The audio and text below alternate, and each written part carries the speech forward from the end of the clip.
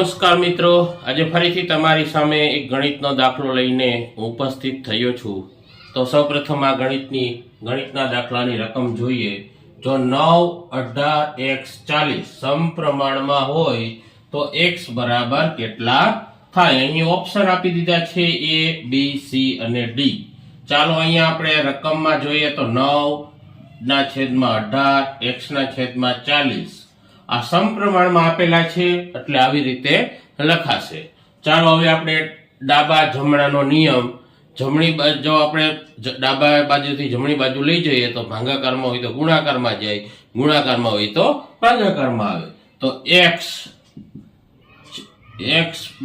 આ બાજુ x લખીએ અને 40 છે એ ઉપર જવા દઈએ તો છેદમાં 18। 9 એકુ 9, 9 દુ 18, 2 એકુ 2, 2 દુ 40। ચાલો x બરાબર આપણને 20 મળ્યા તો અહીંયા ઓપ્શન છે D, એ 20 જવાબ સાચો પડશે। નમસ્કાર।